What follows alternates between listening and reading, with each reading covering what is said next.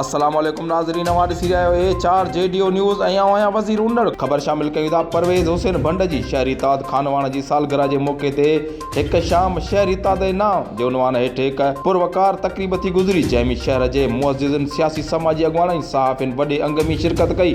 तक़रीब जो आगाज़ तिलावत क़ुरान पाक सां कयो वियो। उस्ताद गुलमोहम्मद भट्टी नात शरीफ़ पढ़ी। शहरी ताद जे अॻुवाणनि सदर सैयद आशिक अली शाह, सीनियर नायब सदर वक़ार कुंदर, जनरल सेक्रेटरी अब्दुल हफ़ीज़ सहतो, नज़र मोहम्मद मंगी, शकील अहमद सहतो, आसिफ अली मंगी, बशीर अहमद भट्टी, राजा शफ़क़त हुसैन मंगी, आमिर मीमुण, संदसि मुअज़्ज़िज़ शहरनि सैयद साबित अली शाह, डॉक्टर जावेद इक़बाल, सीनियर सहाफ़ी हाकिम कुंदर, इक़बाल अहमद मरी, रफ़ीक अहमद चन्ना, उस्ताद मोहम्मद असलम अबड़ो, मोहम्मद यासीन कुंदर, सैयद वज़ीर अली शाह, जावेद अहमद कुंदर, इम्तियाज़ अली अबड़ो, बशीर अहमद चन्ना, जावेद अहमद मल्ला, काउंसलर ज़ियाउर रहमान शेख, मोहम्मद नवाज़ वरड़, मोहम्मद हारून सियाल, मोहम्मद सलीम शेख ऐं ॿियनि सां गॾिजी सालगिरह जो केक काटियो।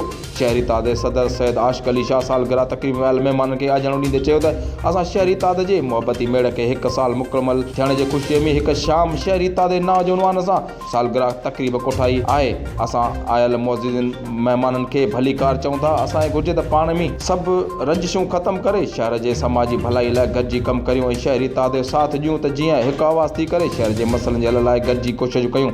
उन मौक़े ते शहर जे मुअज़्ज़िज़ीन ॻाल्हाईंदे चयो त असांजो शहरी ताद पाण में ॿधे एकी ऐं समाजी ख़िदमत जज़्बे तहत आहे। इन ताद जो मक़सदु शहरी मसइलनि लाइ सुजाॻी करे जदोजहद करणु आहे।